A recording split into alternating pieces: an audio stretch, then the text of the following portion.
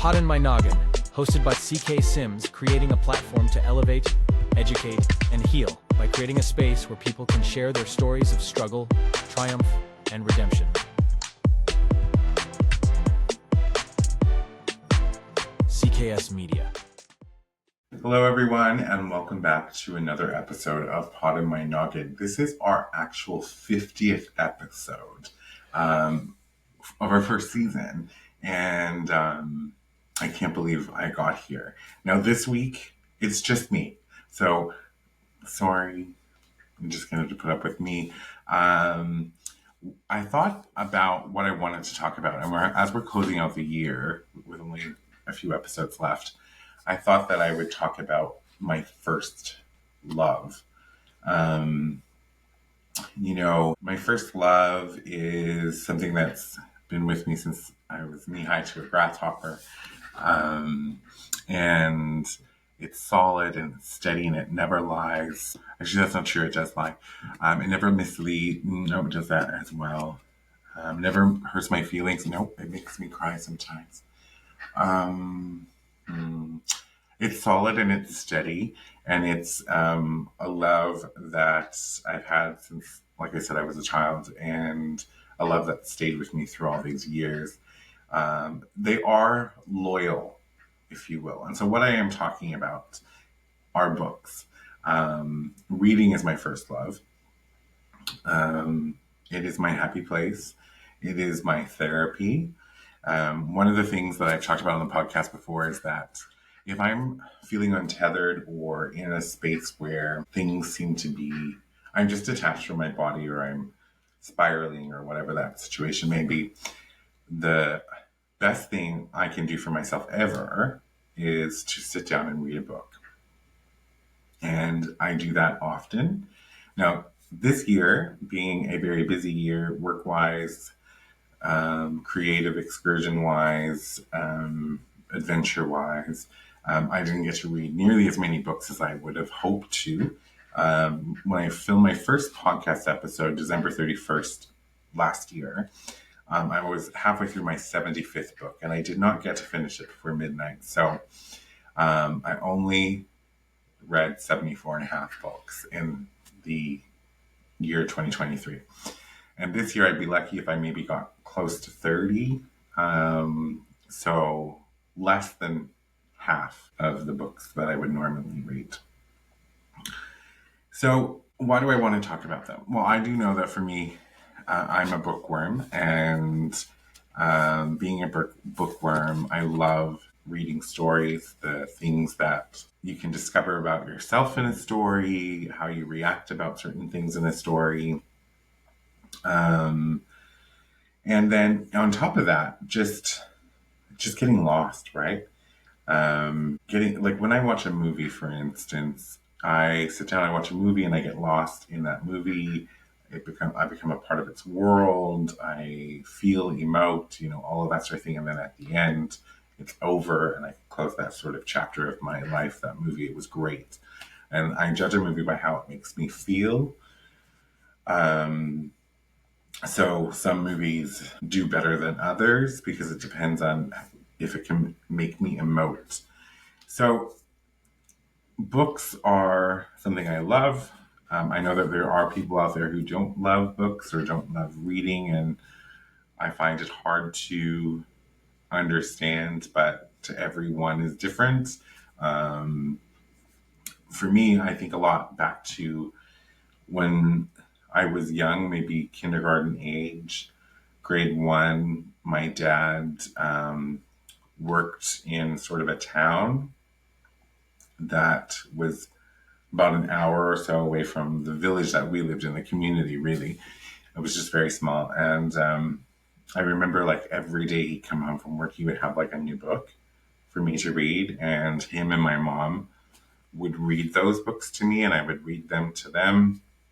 And I think that that's where my love for books have come from. I have very fond memories of those particular times.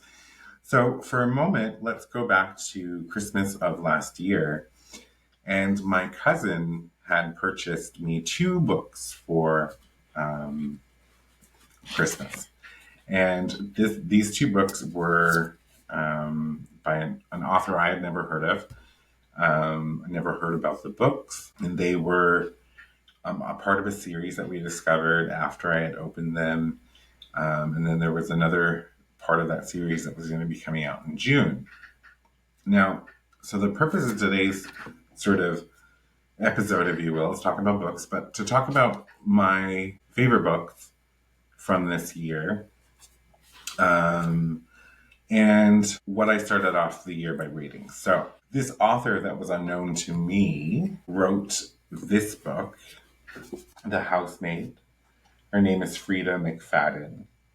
And, you know, I think it was probably the 2nd or 3rd of January when I sat down and opened this book and started reading. Now, I will tell you that I'm a very fast reader. I don't think it's because I have an high aptitude or I'm special or anything like that. I just think maybe I've trained my brain over the years to devour a book. I can usually read a book like this within maximum 6 hours, 7 hours, but something happens on the in between. So I sat down and I read this book. And I remember having such an emotional reaction to this book. It's a psychological thriller, is how I would classify it. I'm not sure how others would classify it. Yeah, psychological suspense is what it says on the back. And literally, I can't tell you. So if you've not read this book, I'm sure by now you may have heard about it, because this particular book, I found out recently, has been optioned to be made into a major motion picture. So I'm super, super, super excited about this. I'm half hoping that they cast, I think I'm going to say her name wrong, but Amanda Seyfried for this role, because I feel like she could totally be Millie and play that role. Freida McFadden, honestly, I don't even know how to articulate it. She took me on a ride, like a really bumpy ride, so many unexpected twists and turns in this book. And like when I was done reading the book, I remember putting it down and like just sort of like holding my chest, not because I was having pains or anything like that, but it was like I almost felt winded by just the journey that she had brought me on throughout this book. Now, keep in mind that I have the second of her books on the couch with me, okay? And that's the second one. But based on my reaction to this book, I said, okay, I need to give myself like a week or two. I don't know if I can literally pick up another copy. Like, if this is going to be like this book, I don't know if I can pick this up so closely to it. That's how much it like literally took me for a ride, if you will. So I did wait to come down. I remember telling my friends and family about this book in great detail, especially the cousin who had given it to me. And then finally I got around to reading The Housemaid's Secret, which is slightly bigger, not much, but slightly bigger than the first book. And I made the right choice, to be honest with you, because it was another complete and utter ride. Sorry, I'm just having a moment. It's written with in such a way, like I don't know how she can do this. Like it's pen magic. I've reached out to her several times to ask her to come on this podcast, and I'm not going to give up. One day, I will get my opportunity to actually interview or have a conversation with Freida McFadden. And I'm hoping that because she's blowing up and getting really, really big, that I can still, even though I'm just little old me, get an opportunity to talk to her about these books. So that's fine. Read this book. I remember following her on Instagram and sending her messages, which she did respond to, by the way, even comments. So I appreciated that immensely. And yeah, so if you have not read this book or this book, and then we'll skip ahead a little bit, I did get The House Maid is Watching, which was the latest installment, so it came out in the summer, of the Housemaid series, if you will. And it doesn't disappoint, y'all. It's kind of a different speed, different pace a little bit than the first two, but it's an interest. It does not disappoint because there are still twists and turns. And here's the thing: when someone can truly keep you guessing in a book and like flip your world upside down, I didn't grab it. Okay, I'm a little all over the place, so I'm excited. But they can keep you guessing, and for lack of a better word, mind fuck you at the end of the book. That person's very talented. And I believe, if I'm not wrong, I read somewhere that she's actually a surgeon, is her day job. And I want to know how she went from that to becoming a New York Times bestseller, because she has. And I was watching throughout the year that a bunch of her older books that also became New York Times bestsellers this year, which I was so just happy for and rooting, because it's so good. So, of course, before I had purchased this book in the summer, I was hooked. Like I said, I followed her on Instagram, and then I went and started looking at all of her books. She has about, I think, I'd have to look at my bookshelf. I think I have now purchased every single one of her books. I have about half of them left to read because, as I've told you, I just didn't have the time this year.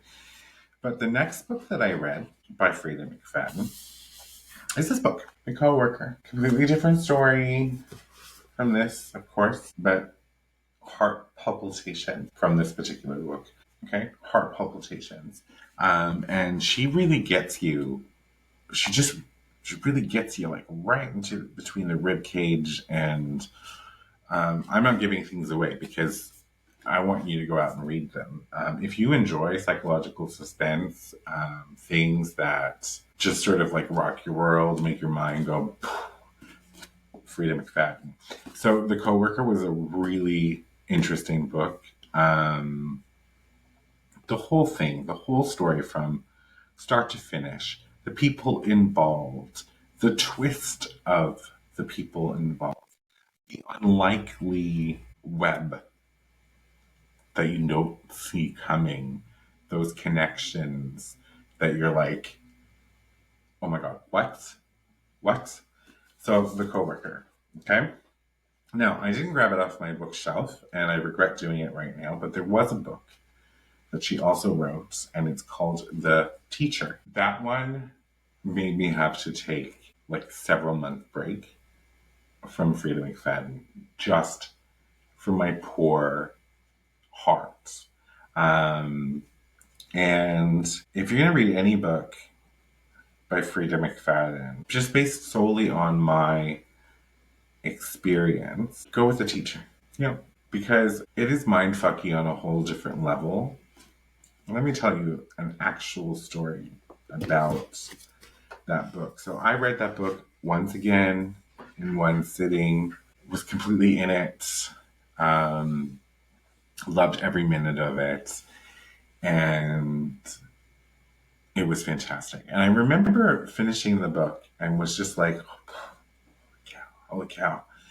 And so then I went about my evening and did what I had to do, and then went to bed and like woke up the next morning, and I'm like, I know I'm in the kitchen. I think I'm making a coffee, but it's later in the day, like a midday coffee.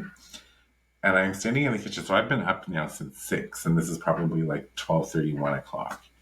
And I'm just standing at the coffee machine. And I remember and I think it was the coffee machine. I remember having something in my hands, being over in the corner where my coffee machine lived. So it was most likely like the coffee machine. But whatever I was doing, I stopped completely because something clicked inside my brain. Um, and my jaw dropped. And I just remember saying the name Jay. That's it. That's all I'll give you. And I stood there in this moment of like, I would honestly, like, I think there was so much going on in that moment. Like, it hit me later. I was shocked that um, I hadn't caught it before. I was shocked that it was like something that my subconscious was still processing, 24 hours later. I was just shocked about everything. So shocked. I remember stopping what I was doing, going and finding my phone, and then picking up my phone, logging onto Instagram, going to my DMs where we had exchanged a few messages before.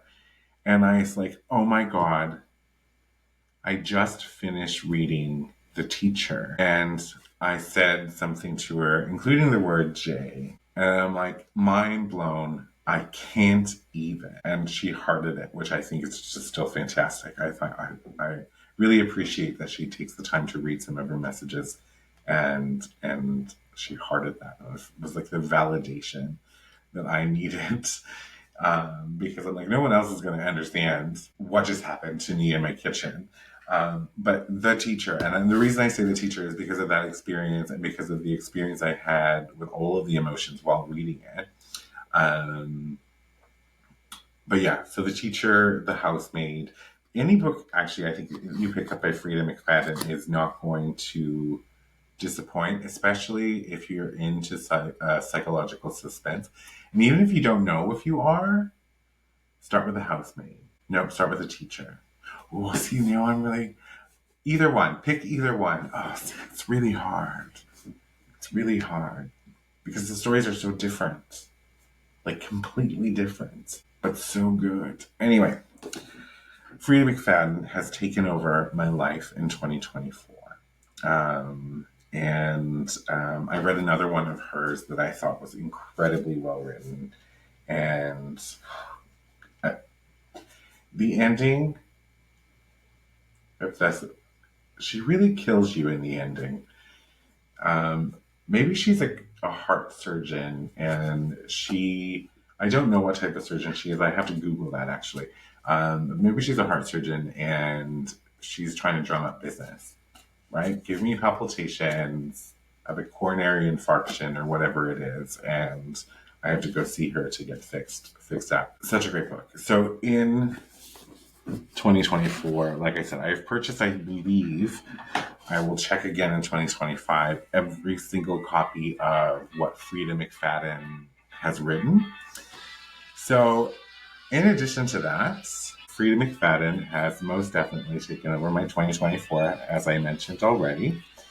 And she will be a main character energy in my 2025 as well. So, I should probably never see this podcast, but if you're out there, Miss Freida McFadden, if you ever want to send an advanced reader copy to Poddin My Noggin's house, CK Sims, let me know, and I would gladly read your book and give you massive shout outs for your work. There's two other books I want to talk about in this podcast. It's just a short podcast today, but I want to go back to another book that I really enjoyed this year that kind of shaped the last part of my year, and that is Matt O'Neill's Good Mood Revolution. It is not fiction.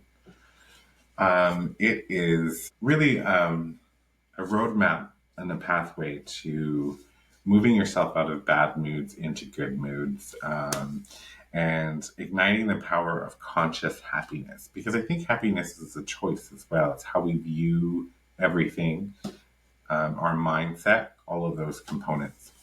So, Good Mood Revolution. It just came out on December 17th. You should absolutely get yourself a copy and be in a good mood in all of 2020-25. 2020-25, you hear me? Other book I want to actually talk about is South of the Yangtze by Flora Chiang. Sorry, I remember that. She was another guest on my show, but I thoroughly enjoyed this book. Um, I had advised her in the beginning that when I first picked it up and started reading it, the first chapter, and I don't believe it was the second chapter, it was later in the second chapter, maybe the third chapter, that really drew me in the most. And I thoroughly enjoyed this book about, just language in general. It's about growing up south of the Yangtze in China during the one child only rule.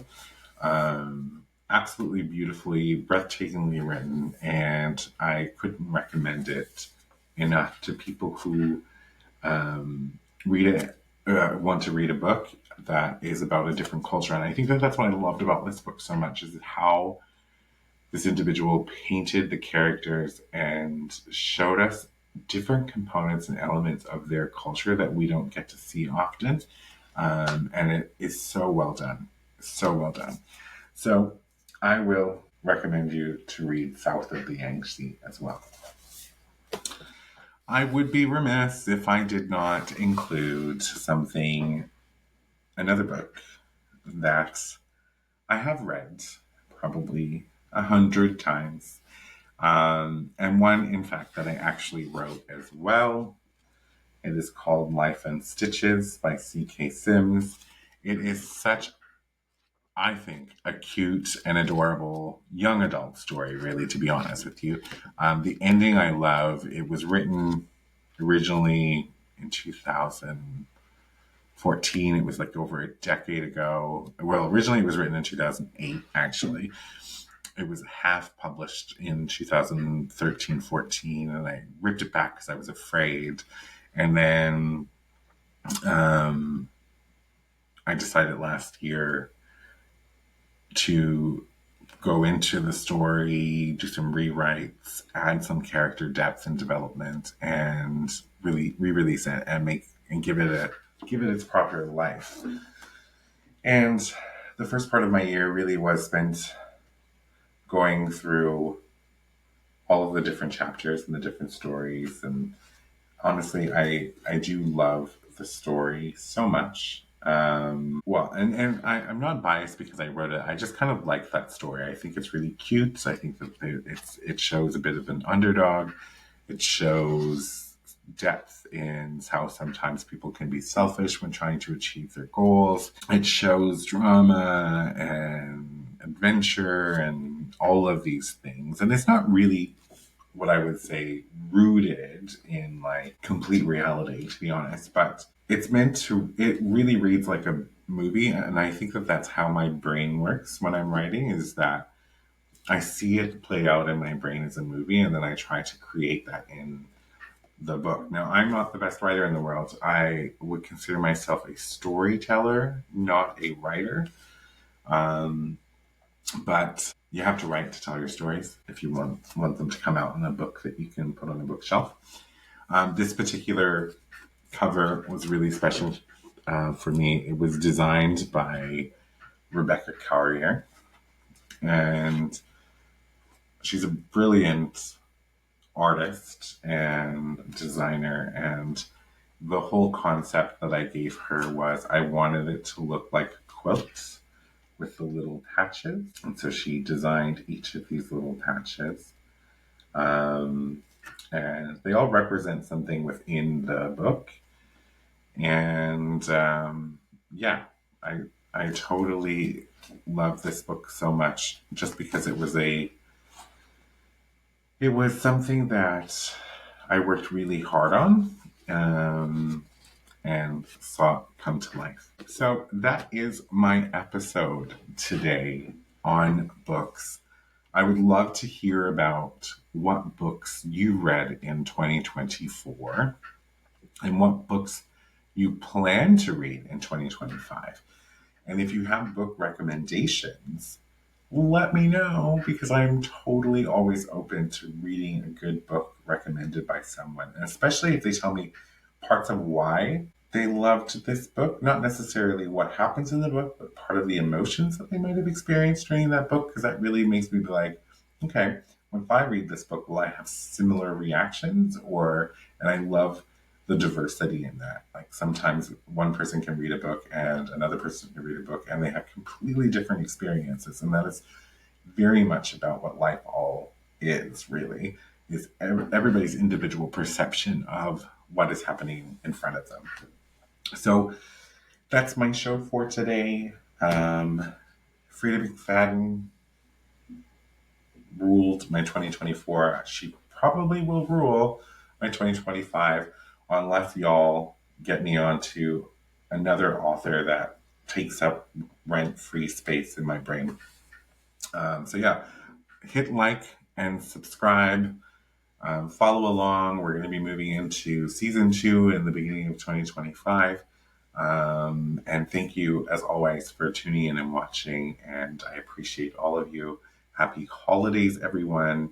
And get out there and live your wildest dream. For media and sponsorship inquiries, email info@cksims.com or visit cksims.com and fill out the contact form. Be sure to subscribe so you don't miss an episode. A new episode airs every Saturday. CKS Media.